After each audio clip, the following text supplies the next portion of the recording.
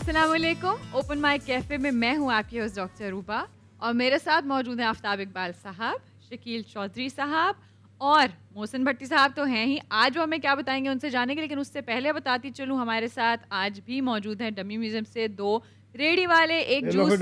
नाम लो ना फिर अच्छा सॉरी, अफगानिस्तान से हमारे साथ मौजूद है लाला। हाँ जी। और यहाँ पर हमारे साथ मौजूद है समथिंग आलू बुखारा। विकी आलू बुखारा। क्या विकी आलू बुखारा, मुझे याद है। तो याद रखे ना भाईजाना बिजनेस ये शरबत मरबत ये जाए बाढ़ में, कोई फायदा नहीं हो रहा है। अभी हमने सोचा ये जो आते होते हैं ना जानवरों का, इससे हम बनाएगा तेल खाने का। क्या खाने का तेल बहुत बिकता है और आप लोगों को तो पता भी नहीं चलता है हम क्या कर रहे हैं। नहीं वाकई है, तेल बनता है। वैसे हमने तो यही सुना था कि उससे धागे बनते हैं, स्टिचिंग के काम आते हैं, गट बनती है जिससे टेनिस रैकेट्स जो हैं वो बुने जाते हैं, लेकिन इससे तेल भी बनता है और उससे खाने भी खाए जाते हैं। सर मैं इसमें दो और भी अशिया ऐड कर दूं। जी जी। एक तो इससे सॉसेजेस बनती हैं जी, हाँ जी, उनके ऊपर की तो हाँ, झिल्ली, उनके ऊपर का जो इसके अंदर कीमे की फिलिंग करते हैं जी हाँ। और वो बनती हैं। और एक इससे मछली की जो रॉड बनती है ना वो। और जो हम गोश्त खाते हैं ना, गोश्त के अंदर फ्लेवर नहीं होता, जो फ्लेवर होता है वो चर्बी में होता है और ये अंतड़ियाँ चर्बी की बनी होती हैं। इस वजह से इससे जो ऑयल बनेगा उसमें जो निमको फ्राई होएगी, जो मुर्ग दाल वो बिकेगी, वो दूसरे ऑयल की नहीं बिकेगी। ऐसी गाली कोई तीरचित गोश्त भी दाल दो में उड़ा छोड़े। वाह वाह, कितना मजेदार जायका, कितना बिकता होगा, चेक करो। और इसको चिकन ऑयल के नाम से बेचा जाता है। और खान साहब को पता है कितना मुजरे सेहत है? हाँ पता है जी। जी, अब वो मुजरे सेहत भला कैसे है जी? मुजरे सेहत सर वो ऐसे है कि जिस मुर्गी फरोश के पास 500,000 मुर्गी दबा की है, शदीद गर्मी का मौसम है, वहां पे उसने सारी अंतड़ियां एक ड्रम में फेंकते जाना है। अब उसमें अगले 1 घंटे में उसमें डिके का अमल शुरू हो जाना है, उसमें बैक्टीरियल ग्रोथ शुरू हो जानी है। उसकी वजह से शाम तक जब 10-12 घंटे वहां पड़ा रहना है और जब वो गाड़ी वेस्ट लेके जाती है, आप देखें सिग्नल पे अगर कभी आपकी गाड़ी के साथ वो गाड़ी खड़ी हो जाए, आप सांस नहीं ले सकते। ये वो बदबू है और उस बदबू वाली अंतड़ियों को जब ये मेल्ट करके उसमें से तेल निकालेंगे तो अंदाज़ा लगाएं उसमें बैक्टीरिया, उनके टॉक्सिन्स सब कुछ उसके अंदर है। और उससे जो निमको बनेगी या उसमें जो समोसे पकौड़े बनेंगे या उसमें फ्राइज बन के जो बिकेंगे, तो वो क्या उनका आलम लाला सुन रहे हैं भाईजाना? नहीं डॉक्टर साहब, भाईजाना में इत्तेफाक नहीं। अल्लाह ताला ने बंदे को बड़ा उसका मजबूत अंदर निजाम बनाया, हम सारा आजम कर लेते हैं। खाओ पियो ऐश करो, 4 दिन का जिंदगी तुम कर लेते होगे, कान हम नहीं कर सकते। खैर लाला, किस तरफ आप हमें ले गए? आज का हमारा टॉपिक डिफरेंट था, आपको पता है? इसी बहाने हमें एक नई चीज का चीज का पता चल गया। एग्जैक्टली। कि ये जो गट्स हैं ये किस काम आती हैं ये तो पता था हमें, लेकिन ये नहीं पता था कि इसकी अहमियत इतनी ज़्यादा है कि ये जो हम निमकोज खाते हैं, ये जो कुरकुरे और चुरमुर खाते हैं हम, वो फ्राइड होती है ना, किसी न किसी चीज़ में तो फ्राइड होती है। आखिर इतनी लजीज क्यों होती है? क्या तमाम निमकोस में बनती है?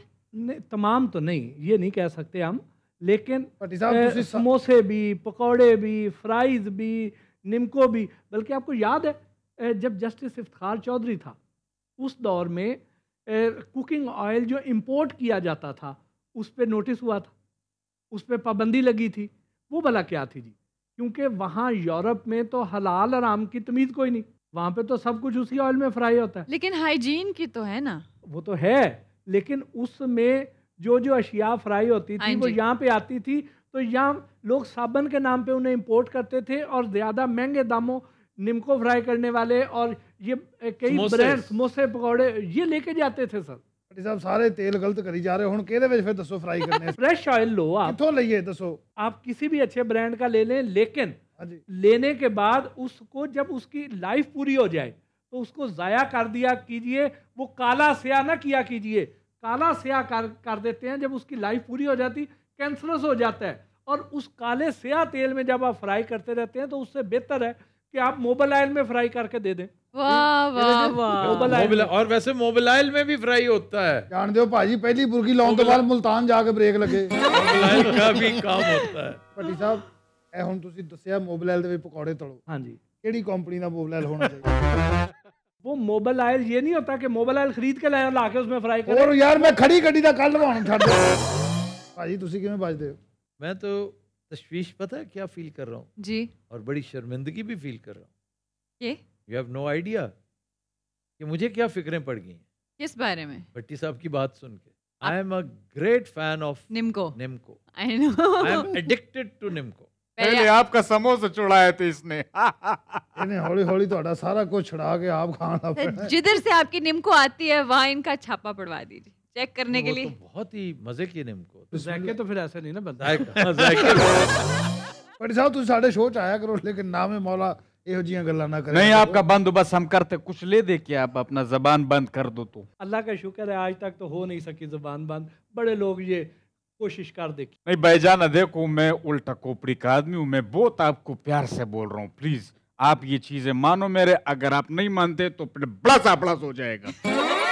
ਭਾਜੀ ਮੈਂ ਵੀ ਤੁਹਾਨੂੰ ਪੈਸੇ ਦੇਣਾ, ਇਹਨੇ ਬੜਾਜ਼ਾ ਕਰ ਦੇਣਾ ਜੀ खान साहब ਔਰ ਇਹਨੇ ਬੜਾਜ਼ਾ ਤੁਹਾਡੇ ਤੇ ਕਰਨਾ, ਮਰ ਮੈਂ ਜਾਣਾ। इंज दे कई लोग इंज दियां धमकियां दे दे के थक गए ने, अल्लाह ने बचाया। ਬਸ ਤੁਹਾਨੂੰ ਉਹਨਾਂ ਬਾਦਵਾਂ ਦਿੱਤੀਆਂ, ਤੁਸੀਂ ਥੋੜੇ ਥੱਥੇ ਹੋ ਗਏ ਹੋ। अच्छा जी, आज का टॉपिक तो कल जब हम बात कर रहे थे आटा फ्रिज में रख रहे थे सूंडियों और उनसे बचाने के लिए, तो फ्रिज में रखने की बात आई थी। Refrigeration culture. आपने एग्जैक्टली क्यों दिया था जी? तो हमने कहा कि आज प्रॉपर उस पर बात करते आओ हैं, ना, ये discuss बड़ी करते हैं। बड़ी अहम बात है भट्टी साहब। सर बहुत ज़रूरी, क्योंकि हमारे घर में जी जो बीमारी का 80% सोर्स है वो रेफ्रिजरेटर यानी फ्रिज है। ਹਾਂਜੀ इसी तरह ही किसी रेस्टोरेंट में भी सबसे बड़े दो सोर्सेज हैं, एक वॉशिंग एरिया और दूसरा फ्रीज़र। तो ये कैसे है? वजह यह है कि आजकल शदीद गर्मी का मौसम है, जी। लोड शेडिंग भी बहुत ज़्यादा होती है, क्रॉस कंटेमिनेशन बहुत ज़्यादा है, हाँ जी ठीक। और दूसरा हमें ये नहीं पता कि हमने फ्रिज में कौन से खाने में क्या रखना है, ठीक। टेम्परेचर कितना सेट करना और है। टेम्परेचर कितना रखना है, फ्रीज़र में क्या रखना है, इसकी सफाई कब कब होनी है, ये हमें पता ही नहीं है। और हम बहुत सारी चीज़ें इकट्ठी रख देते हैं। मिसाल के तौर पे फ्रीज़र, अभी पिछले दिनों बड़ी ईद गुजरी है, जी गोश्त लोगों के घरों में पड़ा हुआ है, हम्म, ठीक। अब वो क्या करते हैं, उन्होंने गोश्त रख दिया फ्रीज़र में ऊपर, नीचे उसके बर्फ़ के प्याले रख दिए, ठीक। उसी में ही उन्होंने आइसक्रीम भी रख दी, उसमें कोई चीज़ भी रख दी, उसमें कोई डिज़र्ट बनाई वो भी रख दी, जी ठीक। हाँ अब गर्मी है, फ्रीज़र का दरवाज़ा बार बार खुला, जी हाँ उसका टेम्परेचर बढ़ा, गोश्त के अंदर खून है, क्योंकि कुर्बानी का गोश्त की हम स्लॉटरिंग तो प्रॉपरली करते नहीं है, दूसरे गोश्त में भी अंदर वो पानी और वो खून इकट्ठा हो जाता है। हम्म, अब वो इकट्ठा हुआ, उसके बाद वो पानी टपकेगा खून आलूद, वो आइसक्रीम में भी गया, वो पानी में भी, एक ड्रॉप काफ़ी कंटेमिनेशन के लिए, खरबों की तादाद में बैक्टीरिया उस एक ड्रॉप में। एग्जैक्टली अब उसके बाद हमने क्या किया, हमने जो गोश्त रखा उसके हमने पोर्शन नहीं बनाए, ठीक। एग्जैक्टली हमने वो निकाला इकट्ठा, उसको बाद निकाल के उसको कई घंटे बाहर रख दिया उसके थॉइंग के लिए, हाँ उसमें से थोड़ा सा निकाल के इस्तेमाल कर लिया, बाकी में बैक्टीरियल ग्रोथ शुरू हो गई, उसको उठा के हमने फिर फ्रीजर में रख और दिया। उस थॉ हुए हुए लिक्विड के अंदर जितना जी। हेविली लोडेड बैक्टीरिया है, बैक्टीरिया वो हमने फिर रख दिया, और उसने फिर बाकी सारे फ्रीजर को तबाह किया। फिर उसके बाद हम जब फ्रीजर में कुछ है रखते हैं, हमें असूल अपनाना चाहिए फर्स्ट इन फर्स्ट आउट। जी हमें पता ही नहीं होता कि कई कई महीने गुजर जाते हैं फ्रीजर साफ किए हुए, और उसमें से कई कई महीने पुरानी अंदर से अशिया निकल रही होती हैं जो कई बार मेल्ट हुई और कई बार जमी। ਅਸੀਂ ਵੀ ਆਪਣਾ ਭਾਜੀ ਡੀਪ ਫ੍ਰੀਜ਼ ਸਾਫ਼ ਕੀਤਾ ਸੀ, ਮੇਰੀ ਨਾਨੀ ਦਾ ਬੀੜ ਲੱਭ ਗਿਆ ਵਿੱਚੋਂ। बीड़ का उसमें क्या काम क्या है? काम है? फ्रीजर में कौन, इवन तुम जैसे अहमद की नानी भी अपना बीड़ फ्रीजर में क्यों रखती? ਭਾਜੀ ਨਾਨੀ ਇੰਜ ਕਰਕੇ ਫ੍ਰੀਜ਼ਰ ਚੋਂ ਦੁੱਧ ਚੁੱਕਣ ਲੱਗੀ ਸੀ ਤਾਂ ਬੀੜ ਡਿੱਗ ਪਿਆ। ਕੀ ਹੋ ਗਿਆ, ਤੁਸੀਂ ਸਾਇੰਸ ਤੇ ਸਮਝੋ ਨਾ। नहीं तो अगले दिन तलाश कर लेती। ਨਹੀਂ ਉਹ ਨਹੀਂ ਨਾ ਲੱਭਾ, ਇਸੇ ਦੁੱਖ ਨਾਲ ਮਰ ਗਈ। है? ਅਸੀਂ ਵੀ ਨਹੀਂ ਕੱਢਿਆ ਸੀਗਾ, ਚਲੋ ਵਿੱਚ ਖੁਰ ਗਿਆ ਹੋਣਾ ਕਿਤੇ, ਲੇਕਿਨ ਉਹ ਨਿਕਲਿਆ ਪੂਰਾ ਇੰਜ। ਔਰ ਉਹਨੇ ਕੁੱਕੜ ਦੀ ਲੱਤ ਨੂੰ ਚੱਕ ਮਾਰਿਆ ਸੀ, ਔਰ ਜਦੋਂ ਅਸੀਂ ਉਹਦੀ ਫੋਰੈਂਸਿਕ ਕਰਾਈ ਸਾਨੂੰ ਬਾਅਦ ਚੋਂ ਪਤਾ ਚੱਲਿਆ फोरेंसिक रही हाँ इससे। ਸਾਡੇ ਮੁਹੱਲੇ 'ਚ ਮਿਸਤਰੀ ਹੈਗਾ ਉਹ ਕਰਦਾ। ਉਹ ਬਾਅਦ ਚੋਂ ਪਤਾ ਚੱਲਿਆ ਵੀ ਬੀੜ ਡਿੱਗਿਆ ਨਹੀਂ ਸੀ, ਫਿਰ ਨਾਨੀ ਨੂੰ ਗੋਸ਼ਤ ਚੋਰੀ ਕਰਨ ਦੀ ਆਦਤ ਸੀ। ਔਰ ਇੰਨੀ ਠੰਡ ਸੀ ਫ੍ਰਿਜ ਦੇ ਵਿੱਚ, ਜਦੋਂ ਵੀਰ ਬਾਹਰ ਕੱਢਿਆ ਇੰਜ ਕਰਨ ਡਿਆ ਸੀ। है ना, वैसे कार्टून्स में होता था वो। और ਵੀਰ ਨੇ ਮੈਨੂੰ ਆਉਂਦੇ ਕਿਹਾ ਮਰੋ ਵੀ ਤੇ ਤੁਸੀਂ ਨਾਲ नहीं वो ਤੁਹਾਡੇ। इसकी नानी भी तो इसी की तरह इन्हीं में से होगी ना, बारीक, वो भी बारीक ही थी। ਭਾਜੀ ਨਾਨੀ ਵੀ ਸਾਡੇ ਚੋਂ ਸੀ, ਉਹ ਕਦੋਂ ਰਜਪੂਤਾਂ ਚੋਂ ਸੀ। ये जो गोश्त है इसको हम फ्रीजर में कितने दिन रख सकते हैं, उसकी जी। लाइफ क्या होती है, जी। ये भी एक सवाल होता है कि हम उसमें कितने दिन शय महफूज रख सकते हैं। एग्जैक्टली। तो उसका बेहतरीन तरीका वैसे तो ये है कि अगर हमारे पास थर्मामीटर हो और हम ये चेक करते रहें वक्तन फ़क्तन कि 1-2 दिनों बाद कि हमारा जो फ्रीज़र का टेम्परेचर है अगर तो कॉन्स्टेंटली -18 पे वो सेट है, हाँ जी। हमने वो मेंटेन किया हुआ है, तो फिर भले आप उसे 1 साल भी रख लें, अच्छा। कोई इशू नहीं है, ठीक। लेकिन अगर वो -18 से कम है तो फिर ये है कि फिर आप उसमें ज़्यादा दिन चीज़ें इस्तेमाल नहीं रख सकते हैं, फिर उसको खा लेना चाहिए, ख़त्म कर देना चाहिए। और उसकी सादा तरीका ये है कि जिनके पास थर्मामीटर नहीं है वो देख लें कि गोश्त के पैकेट जो रखे हुए हैं उसको हाथ लगा के देख लें। जी, वो पत्थर की अगर तरह। तो वो पत्थर की तरह सख्त है तो इसका मतलब ये है कि सही फ्रोजन है। अगर वो एक साइड से हल्के हल्के नरम हो रहे हैं तो इसका मतलब ये है कि उनमें बैक्टीरियल ग्रोथ शुरू हो चुकी है, इनको फौरन कंज्यूम करें। क्योंकि -18 पे रखा भी हो, कई जगहों पे बहुत देर तक लोड शेडिंग के जी। आवाज हैं। फिर इसी तरह ही हम उसमें आइसक्रीम सपोज हमने रखी हुई है, हाँ जी। आइसक्रीम मेल्ट हुई, बिजली चली गई, आइसक्रीम मेल्ट हुई, दोबारा जम गई। अब दोबारा जमेगी तो आइसक्रीम के अंदर क्रंची सी आपको फीलिंग आएगी।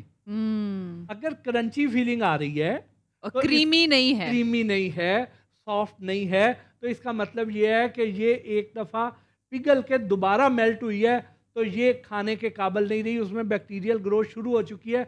और डेयरी प्रोडक्ट्स में जो बैक्टीरियल ग्रोथ होती है वो सबसे ज़्यादा नुकसानदेह होती है। जी हाँ।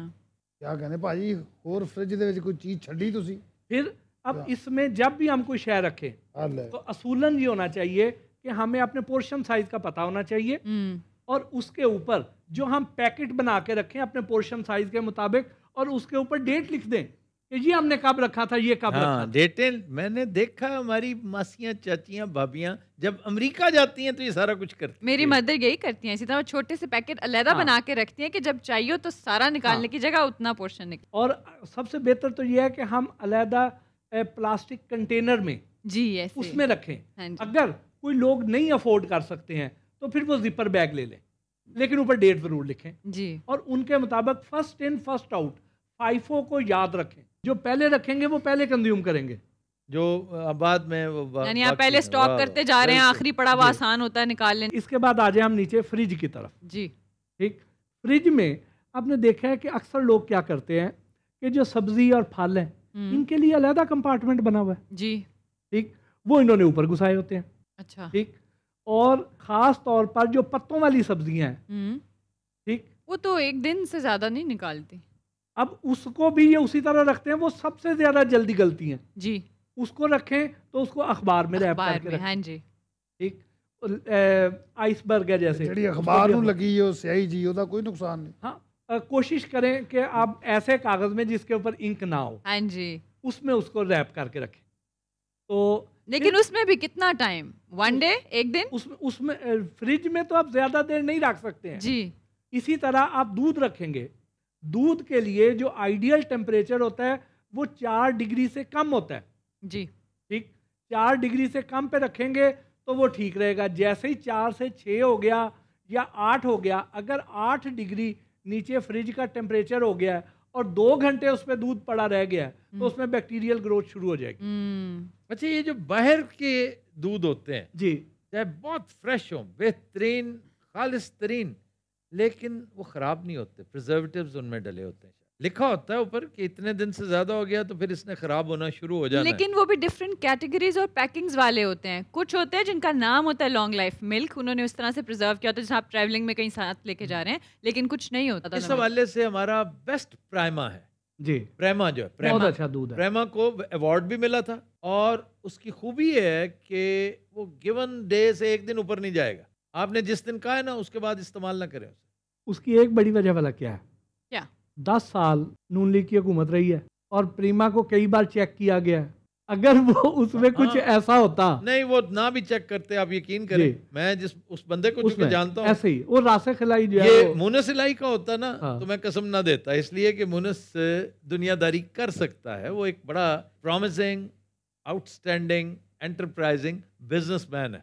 रासिक इलाही इज नॉट अ बिजनेसमैन, वो तो एक सूफी आदमी है। ਜੀ ਸਾਹਿਬ ਕੋਈ ਸ਼ੈ ਖਾ ਲੈਂਦੇ ਹੋ ਫ੍ਰਿਜ ਦੇ ਵੀ ਹੋਰ ਕੋਈ ਚੀਜ਼? ਟਮਾਟਰ कितनी देर पैर रह सकते? एक दिन। एक दिन? हाँ, अगर मिर्चा- खराब नहीं हो रहे तो 2 दिन भी आप देख लें उसको। अगर तो देखें नहीं होते टमाटर अगर आप सेहतमंद लेके आए हैं, सेहतमंद की मतलब गुजरां वाले दे टमाटर ले आवा सेहतमंद अगर गले में नहीं है ਆਵਾ ਕਿਸੇ ਭਲਵਾਨ ਦੀ ਦੁਕਾਨ ਤੋਂ ਮਿਲਣੇ ਨੇ ਐਵੇਂ ਟਮਾਟਰ ਨੇ ਇੰਜ ਕੀਤਾ ਹੋਵੇ ਉਹ ਵੀ ਚੁੱਕੋ ਤੇ ਕੋਈ ਇੰਜ ਕਰਦੇ ਕਰੇਲੇ ਵਾਲ ਜਾਓ ਤੇ ਇੰਜ ਨਹੀਂ ਕਰ ਰਿਹਾ ਹੋਵੇ ਵੱਡੇ ਕੱਦੂ ਨੇ 2 ਛੋਟੇ ਕੱਦੂ ਚੁੱਕੇ ਹੋਣ ਅੱਲਾਹ ਵਾਜ਼ਾ चलें आपको सॉटी की तरफ। जनाब जरूर जरूर एफएसजे ने हमें ज्वाइन कर लिया हुआ है। जी हाँ, और अपने चैलेंजर की तरफ चलते हैं। अस्सलाम वालेकुम। वालेकुम अस्सलाम वरहमतुल्लाहि वबरकातुहू। क्या नाम है आपका? मोहम्मद अली तूर। जी तूर साहब, ताल्लुक आपका लाहौर से ही है? जी हाँ जी, मेरा ताल्लुक लाहौर से है।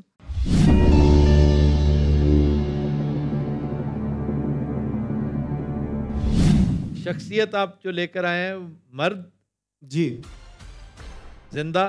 नो। एक मर्द जो जिंदा नहीं है। एशियाई? यस। साउथ एशिया से ताल्लुक है? यस। पाकिस्तान से ताल्लुक है? जी। तूर साहब, जी सर। इनके इंतकाल को 50 साल से ज्यादा हो चुके हैं? नो। 1972 के 25 बाद, साल से ज्यादा? नो। 1997 के बाद। शोबे पे जाया जाए जी, सियासत और हुकूमत। स्पोर्ट्स भी हो सकते हैं, सियासत। शोबिज भी हो सकते हैं, सियासत और हुकूमत। Most probably showbiz. चले शोबे से शुरू कर जी लेते हैं। तूर साहब, ताल्लुक शोबिज से है, नो। सियासत और हुकूमत से है, नहीं। इल्म फजल आ गया। इल्म फजल से है, नहीं। स्पोर्ट्स से? नहीं। 11 सवाल। ईदी साहब टाइप।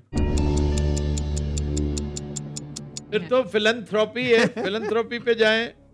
एक बिग बिजनेस भी हो सकता है, बिग बिजनेस भी हो सकता है, और साइंस एंड टेक्नोलॉजी भी हो सकता है। नहीं, हाँ, साइंस एंड टेक्नोलॉजी पे doctor AQ Khan was a great loss. Doctor AQ Khan और अब्दुस्तार ईदी हैं एक। फिलैंथ्रोपी में I think science and technology पे जाए। अच्छा तूर साहब, साइंस एंड टेक्नोलॉजी से ताल्लुक है?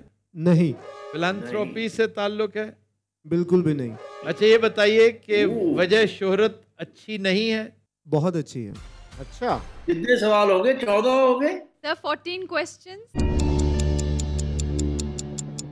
तो पूछा जाए मजहबी शख्सियत। तूर साहब, कोई मजहबी शख्सियत? नहीं। 15 सवाल। 15 सवाल तक मौजू पे नहीं पहुंचे मीडिया हैं। की कोई शख्सियत? सर आपने शोबिस पूछा है। कोई मार्टर हो सकता है। कोई हो सकता है, कोई बहुत अच्छी शोहरत का हामिल। कोई मार्टर अगर है तो एक जाहिर जो है। लड़का है वो एजाज, जो सुसाइड बॉम्बर को रोकते हुए शहीद हुआ जी जी। KP में। ये मुझे जो है ना, इन्होंने कहा बहुत अच्छी शोहरत, तो ये तो मेरे लिए वो शहीद जो है, लड़का जो है, उसका हाँ यकीनन किसी अच्छी सर्विस में इसने कोई नाम पाया। पूछ लीजिए शहादत का। ये किसी एक वाक्य की वजह से इनकी शोहरत है, ठीक है सर? और वाक्य मोस्ट प्रोबेबली यही है, ये जो आप बता रहे हैं। तूर साहब, कोई वाक्य जी, जी। इनकी वजह शोहरत, कोई वाक्य बना? नहीं। 16 क्वेश्चंस।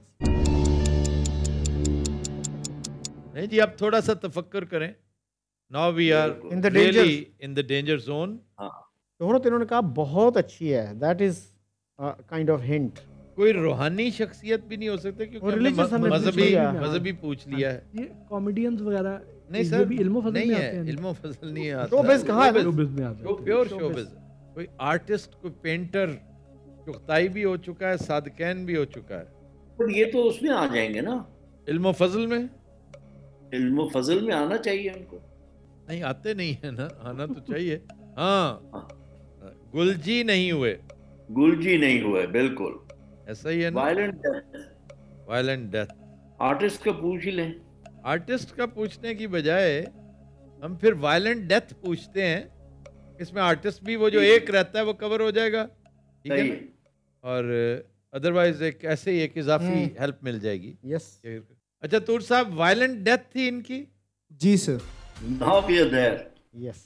अब हमें मजबूरन पूछना पड़ेगा आर्टिस्ट। आर्टिस्ट कराची, बेटा भी उनका आर्टिस्ट है, और he and his wife were both murdered together. और अवार्ड्स भी मिल चुके हैं उनको। अवार्ड भी मिल चुके हैं। प्राइड ऑफ परफॉर्मेंस शायद मिला था उनको। अच्छा जनाब तूर साहब, ये बताइए जी कि सर। बहुत बड़े आर्टिस्ट थे? यस, बहुत बड़े आर्टिस्ट है। ताल्लुक कराची से, जी हाँ जी, अपनी बेगम साहबा के हमरा कत्ल हुए थे, जी हाँ जी, आपने गुलजी पूछा है। जी बिल्कुल।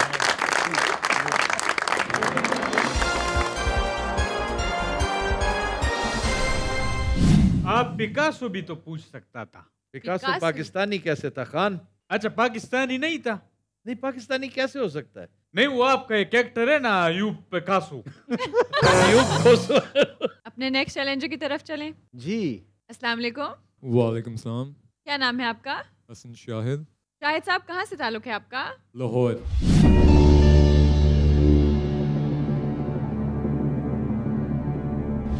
तो शाहिद साहब शख्सियत मर्द, जी जिंदा, नहीं, जिंदा नहीं है। ताल्लुक एशिया से, नहीं। यूरोप से, जी ताल्लुक मेनलैंड यूरोप से भैया, यस। मेनलैंड यूरोप से गोया बरतानिया निकल गया। शाहिद साहब, हाँ जी, इस पर्सनालिटी की डेथ को 50 साल से ज़्यादा हो चुके हैं। जी काफ़ी ज़्यादा हो गए। तो शाहिद साहब, शाहिद आपने साहब, आपने सिर्फ और सिर्फ हाँ या ना बोलना है, आपने कुछ नहीं बोलना इसके आगे, प्लीज। शाहिद साहब, इनके इंतकाल को 200 साल से ज़्यादा हो चुके हैं। जी वाह, एंटिक्विटी है ये। 1822 से पहले। ताल्लुक सदर्न यूरोप से है, yes. Italy. Maybe Greece. तो ये वो तो नहीं 2000 साल पुराने शख्सियात? ऐसे हाँ ही है। हाँ, ऐसे ही है। ऐसे ही है ना, नहीं, अभी हमने वो नहीं किया, कंफर्म नहीं किया। कंफर्म नहीं किया, लेकिन अखज करने में तो कर कोई ले। हर्ज नहीं। हम्म, अब जाइए 500 पे चले जाए सर। 500 1000 पे जाएं, सीधा 1000 पे जाएं। रेनेसांस पोस्ट रेनेसांस पीरियड पे जा सकते हैं ना। हम्म। नहीं, मैकियावेली 1000 पे जाएं पहले। मैकियावेली के आसपास भी रहे, चलें 1000 पे जाइए शकील साहब। शाहिद साहब, इनके इंतकाल को 1000 साल से ज़्यादा हो चुके हैं। नहीं। नहीं, नहीं, पहले हम ये ना डिटरमिन कर लें कि ताल्लुक किस मुल्क से है। कर ले ये भी। ये बताइए शाहिद साहब कि ताल्लुक इटली से है। यस। ओके। यस। दांते हो चुका है, हम्म, ठीक है। गैलीलियो नहीं हुआ, गैलीलियो नहीं हुआ, और एंजेलो नहीं हुआ, मैकियावेली नहीं हुआ। मैकियावेली नहीं हुआ। माइकल एंजेलो नहीं हुआ। ये बताइए कि was he known for his philosophy? No. No. नहीं जी, मैकियावेली इज आउट। 11 सवाल। जी, तो आर्टिस्ट हो गया ना। अब आर्टिस्ट हुआ, साइंटिस्ट हुआ, और डाविंची हो चुका है। हाँ, डाविंची भी ज़हन में रखना चाहिए हमें। लियोनार्डो ठीक है ना जी। नहीं हूँ।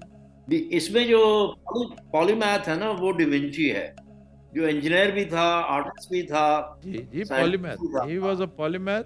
गैलीलियो, डाविंची, माइकल एंजेलो, ठीक है, क्योंकि दांते इनके टक्कर का आदमी था, वो हो चुका है। Divine comedy. आर्टिस्ट की तरफ जाएं ताकि आर्टिस्ट ही है सर, लेकिन आर्टिस्ट आप पॉलीमैथ पूछें, ये सिर्फ आर्टिस्ट पूछें। पहले सिर्फ आर्टिस्ट पूछते हैं। अच्छा जनाब, आर्टिस्ट था शाहिद साहब? जी आर्टिस्ट था। Was he a polymath? Yes. यानी साइंटिस्ट भी था, गैलीलियो भी था, दूरबीन मोनालिसा। दूरबीन भी था, डाविंची भी था। अच्छा जनाब, मोनालिसा कंफर्म्स और डिनाइज डिविंची।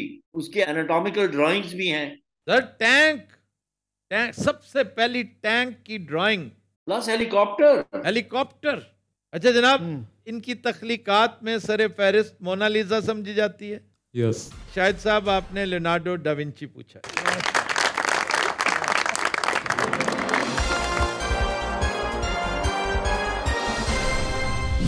अच्छा जी, ये बड़ी दिलचस्प शख्सियत है। लियोनार्डो डाविंची एक बॉर्न जीनियस था, और सबसे खुशाइंद बात यह है इसके लिए कि इसके पेरेंट्स, क्योंकि बाज़ पेरेंट्स होते हैं बड़े एपैथेटिक से, वो इंटरेस्ट इतनी नहीं लेते, तो इसके बाप ने देखा कि ये बहुत ही ज़हीन है और आर्ट के साथ इसका बड़ा गहरा ताल्लुक है, बड़ा एंट इसका चलता है, तो वो ले गया उसको एक बड़े आर्टिस्ट के पास। एक एकेडमी वो चला रहा था कि यार देखो इसको, तो वहाँ जाकर 4 दिन वो बैठा है, तो उसने अपनी इमेजिनेशन से काम लेना शुरू किया।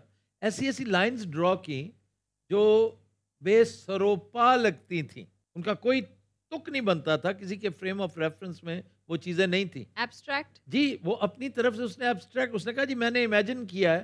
उन्होंने कहा ये है क्या? कहते मुझे नहीं पता। तो उसने कहा ये करता क्या है? कहते ये उड़ता है। तो उड़ता है, कैसे उड़ता है? है, जैसे परिंदे उड़ते हैं। कहते इसकी डिटेल बताओ। उसने कहा मुझे नहीं पता, इससे ज्यादा मुझे नहीं पता। यानी उसकी इमेजिनेशन ने टैंक का पहला ब्लूप्रिंट उसने दिया था। वाह। हेलीकॉप्टर को सबसे पहले कागज पे उसने ड्रॉ किया था। वाह।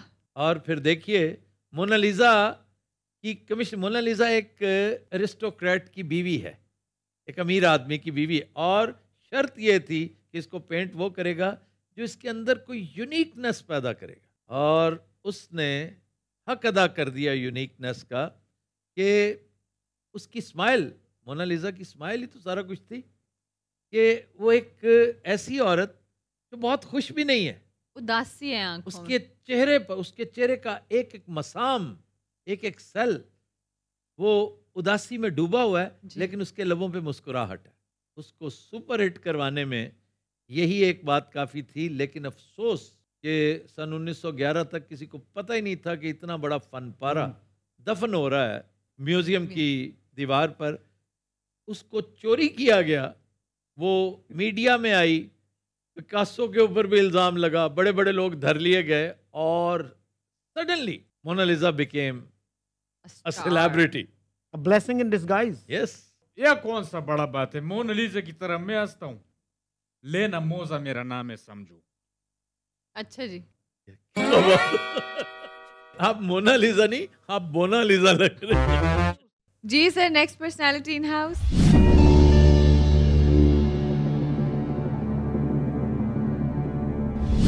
जी पर्सनालिटी मर्द। जी सर। ਤੁਸੀਂ ਸਭ ਤੋਂ ਪਹਿਲੇ जिंदा? ਪੁੱਛਿਆ ਕਰੋ जिंदा। No sir. एशियाई। जी सर। इंतकाल को 50 साल से ज्यादा। No sir. यार एशियाई है तो डिटरमिन करें कि साउथ एशियन है। Most probably Pakistani. यार इतनी बग टुट भाग रहे हैं आप तो। साउथ एशिया से ताल्लुक। जी सर। पाकिस्तान से। जी सर। देखे ना, 50 साल से कम आपने कहा। जी सर, 1972 के बाद। 25 से कम। जी सर, 1997 के बाद। तो रिसेंट। अब शोभा रह गया। यस सर 25 के बाद FSJ. Ji ji I know. सो मर्द है, जिंदा नहीं है, वफात को 25 साल हुए हैं, 25 से 25 साल के अंदर अंदर वफात हुई है जी, और पाकिस्तानी है जी। शोबे पे जाए सीधा सीधा। शोबिज, इल्म फजल। अच्छा जी, ताल्लुक शोबिज से है? No sir. इल्म फजल से है? No sir. सियासत और हुकूमत से है? जी सर। Okay, interesting. 10 सवाल। अब सियासत और हुकूमत, इसको सेपरेट करने की जरूरत है। यस। सियासतदानों में तो अहम शख्सियात प्लेजो हो चुके हैं? I don't think so. नहीं, प्लेजो नहीं हुए। प्लेजो को आप रखिएगा, उसमें जाना पड़ेगा सूबे से, किस सूबे से ताल्लुक। चले जाते हैं। लेकिन पहले तो ये डिटरमिन करना पड़ेगा कि सियासतदान थे या हुकूमती शख्सियत थे। जफरुल्लाह जमाली हो चुके हैं। हाँ जी। शेरबाज मजारी नहीं हुए। बुगटी हो चुके हैं, बुगटी। हाकिम अली जरदारी नहीं हुए। What about वली? नहीं हुए। मियां शरीफ नहीं हुए, वली खान नहीं हुए। अच्छा जी, ये बताइए कि ताल्लुक सियासत से था? जी सर। गुड। सूबा सिंध की शख्सियत है? No sir. पंजाब की शख्सियत है? No sir. केपी की शख्सियत? No sir. बलूचिस्तान की शख्सियत? No sir. और कैसे मतलब पाकिस्तानी शख्सियत सारे कर लिए हमने। चारों सूबे तो कर लिए। चारों सूबे हो गए, आजाद कश्मीर रह गया, गिलगित बल्तिस्तान रह गया। आजाद कश्मीर में तो सरदार Qayyum, but he died much earlier। नहीं नहीं, इसी दौर में हुए हैं। इसी दौर में सर, सरदार कयूम इसी दौर में। इवन रह गया ना, मुजाहिद अव्वल। जी, मुजाहिद अव्वल। और वो भी, और एक और भी थे, Sardar Ibrahim, the first president of AJK. हाँ, लेकिन सरदार कयूम एक, दोनों बहुत आम शख्सियत, लेकिन सरदार कयूम तो बहरहाल बहुत तगड़ी शख्सियत। उनके साहबजादे पे आए अतीक। कीजिए, सवाल कीजिए। पहले तो ये करना पड़ेगा ना, एजेके से ताल्लुक। यार पाकिस्तान से होल ट्राइबल एरिया से भी अगर ताल्लुक है तो पाकिस्तान है। क्यों केपी है? क्योंकि फिल वक्त तो ट्राइबल एरिया इज केपी। वो डी नोटिफाई करना चाह रहे हैं बहुत से लोग उसको, लेकिन फिलहाल तो इट इज केपी। अच्छा जी, ताल्लुक आजाद कश्मीर से है? जी sir. Very good. Mujahid Awwal, Muslim conference. अच्छा, सरदार इब्राहिम का भी इनिशियली ताल्लुक मुस्लिम कॉन्फ्रेंस से था। फिर आप सरदार अतीक के हवाले से सवाल कीजिए। देखें, सीधा सवाल बनता है मुजाहिद अव्वल का। नहीं, ये कह सकते हैं कि एजेके के प्रेसिडेंट रहे, 2-3 लोग आ जाते हैं उसमें ना। 2-3 नहीं, 2 लोग। तीसरा कौन? ये खुर्शीद भी थे ना? 16 सवाल। 16 सवाल। We have to tread very carefully. तो प्रेसिडेंट के ओहदे पे रहे, मेरा ख्याल है it would be a helpful question. हाँ जी, आज़ाद कश्मीर के सदर रहे जी। मुजाहिद अव्वल। जी, मुजाहिद अव्वल का खिताब मिला इन्हें। जी सर। सरदार अब्दुल कयूम खान पूछे। वाह वाह वाह।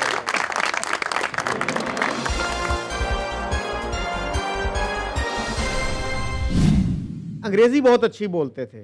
मैं जब मुस्लिम अखबार में था तो मेरे एक सीनियर कोलीग जा रहे थे उनसे मिलने, तो मुझे कहते तुम भी चलो। तो मैंने कहा यार वो मौलवी साहब हैं, उनसे क्या करेंगे मिल के? कहता नहीं नहीं, तुम हैरान हो जाओगे उनसे मिल के ना। तो that was really a pleasant experience कि हमारे बहुत पढ़े लिखे लोग भी उस तरह की अंग्रेज़ी नहीं बोल सकते जितनी वो बोलते थे। मैं अपने लिए एजाज़ समझता हूँ, क्योंकि ये हमारी सियासत के, हमारी सियासी तारीख़ के बुजुर्गान में से थे, और नवाए वक्त में जो वक्त मैंने गुजारा उसका ये बड़ा फ़ायदा था कि मैंने चंद बड़े लाजवाब लोग शायद अदरवाइज़ मिस हो जाते। मेरे लिए ये भी एजाज़ था कि मरहूम मजीद निज़ामी के साथ मेरा दोस्ती का भी एक ताल्लुक़ था। मेरे इंतहाई मोहतरम बुज़ुर्ग थे, लेकिन वो मुझे अक्सर बुला लिया करते थे, शायद बिल्कुल इसी तरह जिस तरह मैं वक्तन फ़वक्तन अपने कमरे में बब्बू राना को बुला लेता हूँ।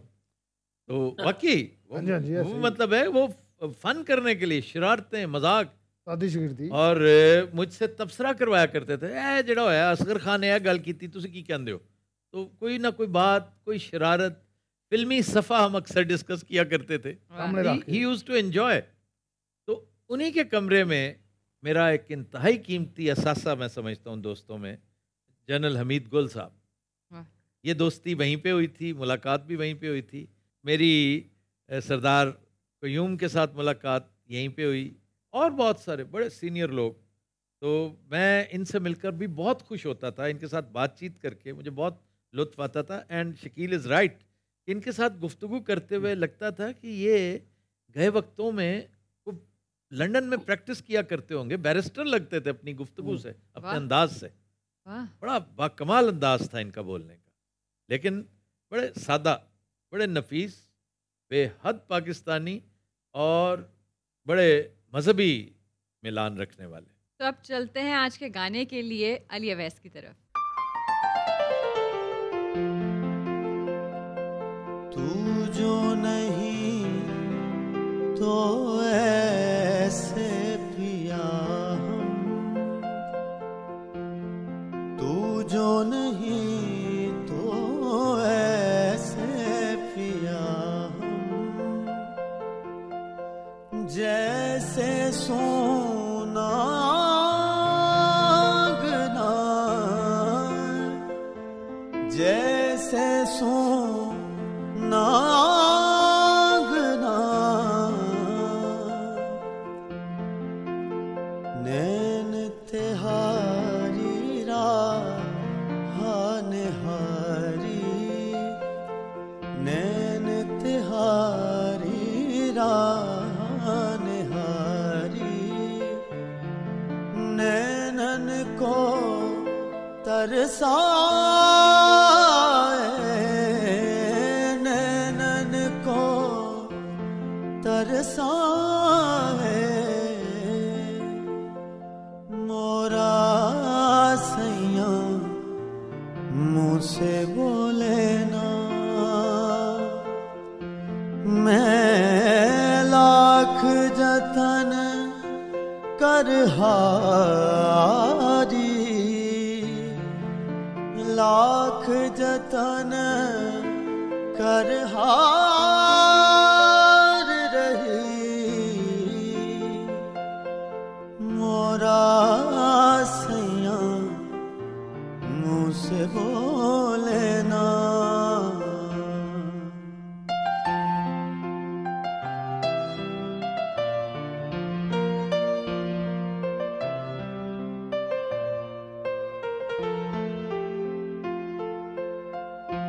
प्यार तुम्हें कितना करते हैं,